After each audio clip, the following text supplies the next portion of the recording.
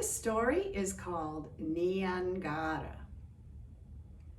Long ago, in the south of Africa, there lived a chief who cared for a village at the foot of a mountain.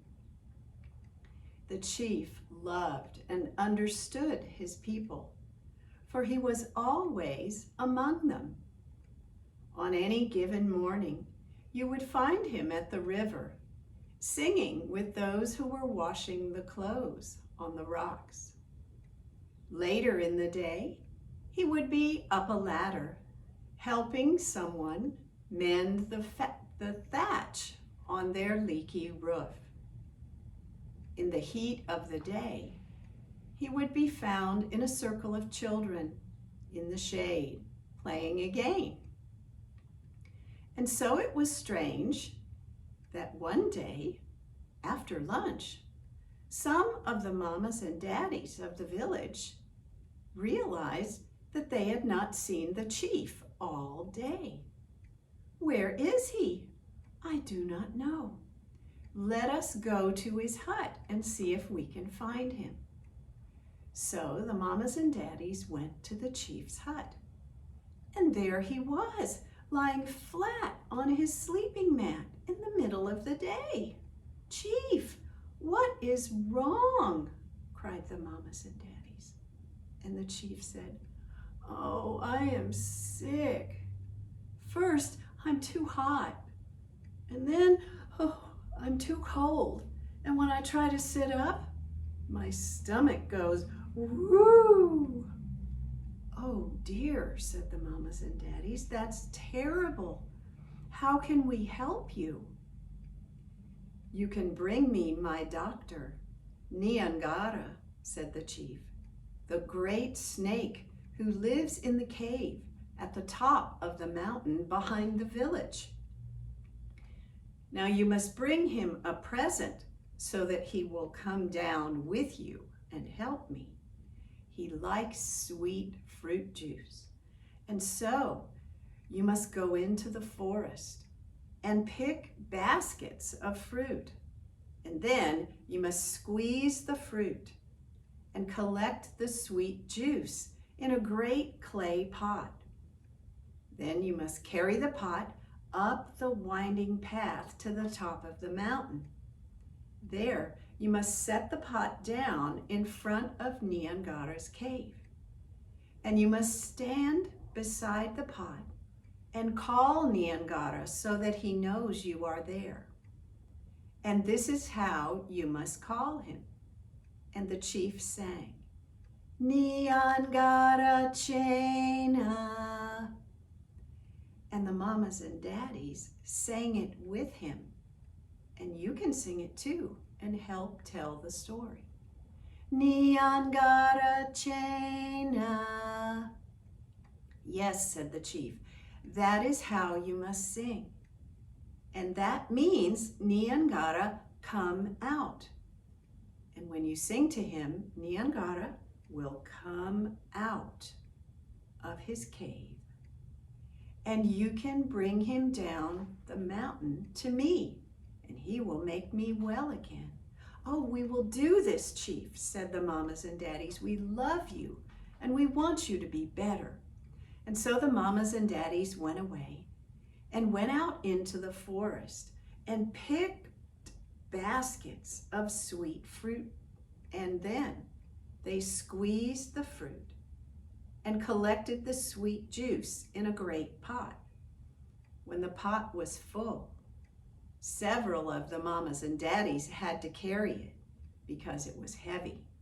And up the path they went until they came to the top of the mountain. There, they set the pot down in front of Nyangara's cave. And some of the mamas and daddies stood on one side of the pot, and some of them stood on the other side. And together they called, "Nyangara Chena." And you could sing it with them and help tell the story. "Nyangara Chena," which means Nyangara, come out.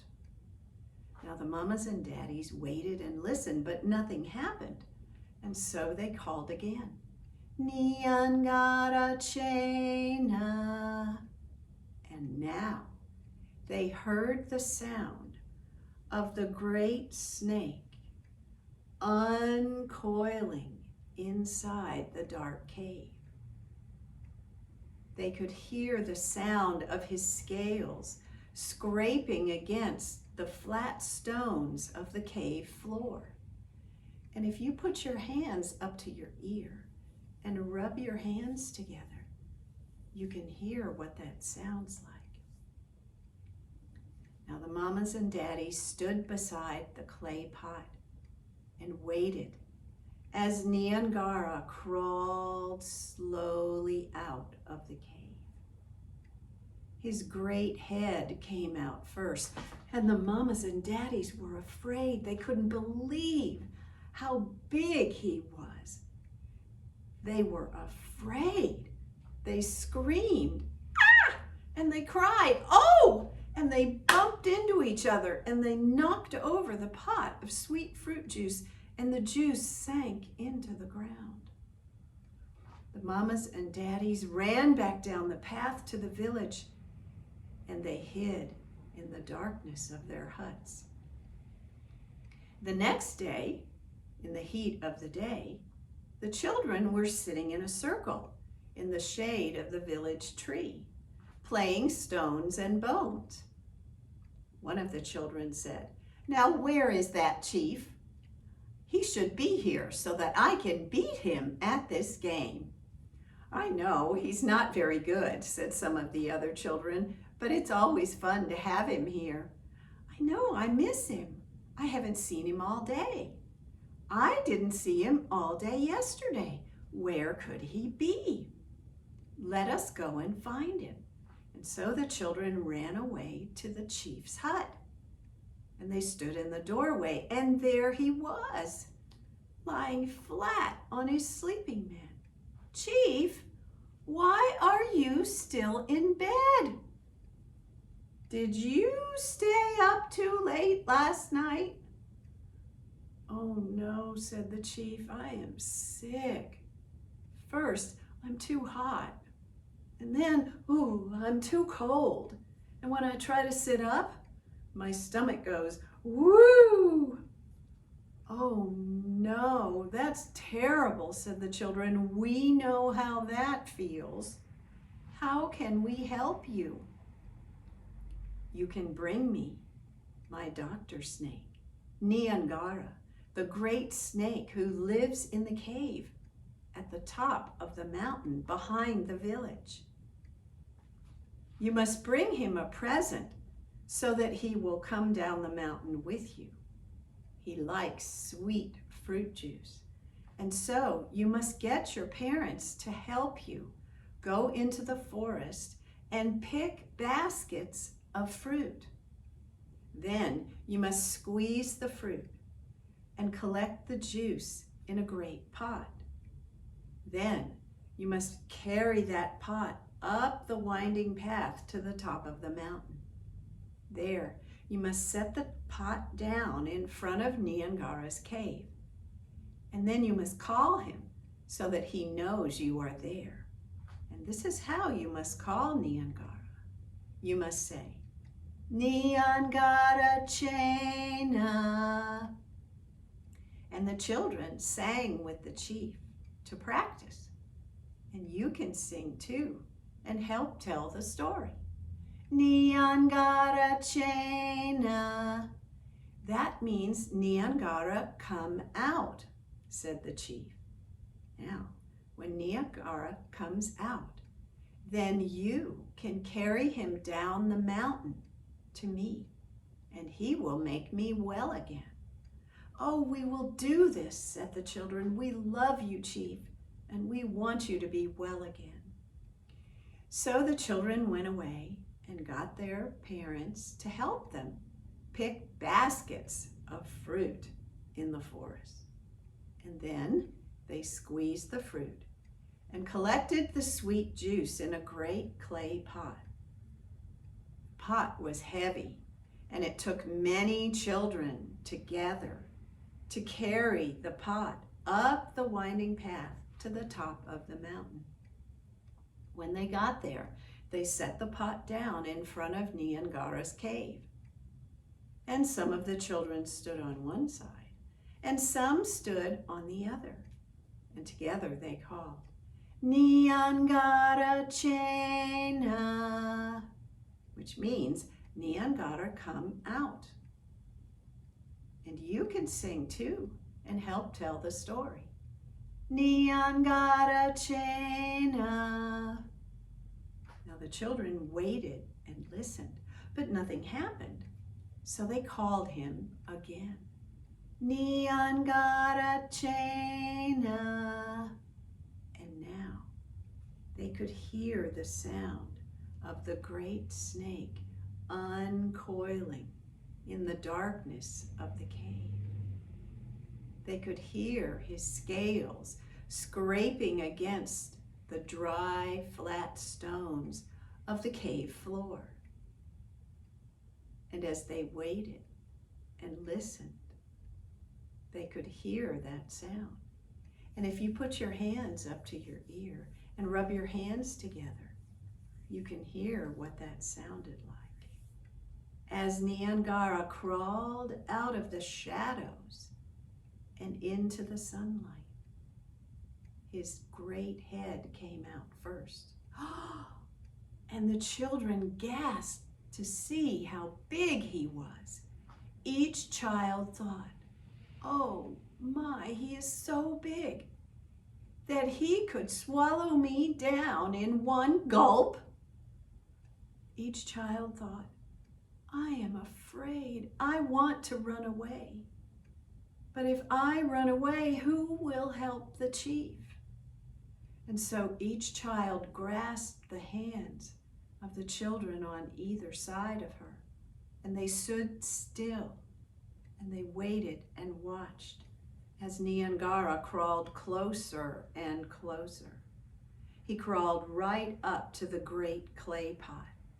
He climbed up one side of the pot, and then he rested his great head on the top, the lip of the pot.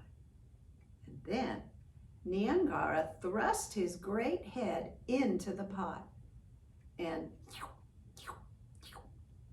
Nyangara began to drink that sweet fruit juice, just like a cat drinks milk. When he had finished, Nyangara crawled down and spoke to the children. Thank you, children, for bringing me this present. The juice is delicious. Now tell me, how may I help you?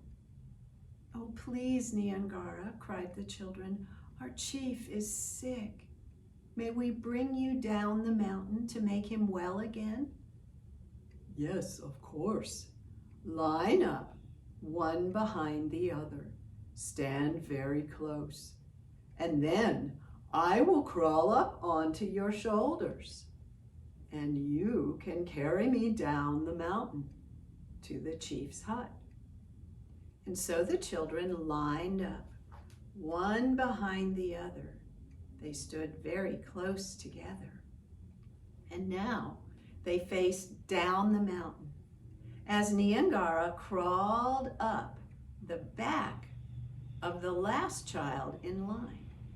Then Nyangara crawled across their shoulders, and each child put her hand up to hold Nyangara there as they walked slowly down the mountain together. They came to the village, and then they walked slowly to the chief's hut. Now Nyangara crawled down the body of the first child in line and crawled into the chief's hut. And now he began to give the chief the medicine that he needed to make him well again. Nyangara crawled into the hut, and now he began to lick the chief's feet. First his left foot, and then his right foot. Nyangara crawled a little further into the hut, And now he licked the chief's stomach. He crawled a little further, and now he licked the chief's face. First his left cheek, and then his right cheek. Now, the chief opened his eyes. He sat up. He stretched. He smiled. "Oh my," said the chief, and he looked beside him, and there he saw Nyangara. He said, "Oh, Nyangara, my doctor snake, thank you for making me well again." And then the chief looked in the doorway and saw the children standing there. And the chief said, "And thank you, children, thank you for bringing me Nyangara, my doctor snake." Now the children lined up again very close together, facing up the mountain, and Nyangara crawled up the back of the last child in line. Then he crawled over their shoulders, and each child put her hand up to hold him there as they walked slowly up the mountain. When they reached the top of the mountain, Nyangara crawled down the body of the first child in line and back into his cave, where he curled up to wait until someone needed him again. And whenever anyone in the village needed Nyangara's help, from that day on, it was always the children who brought him. And that is the story of Nyangara.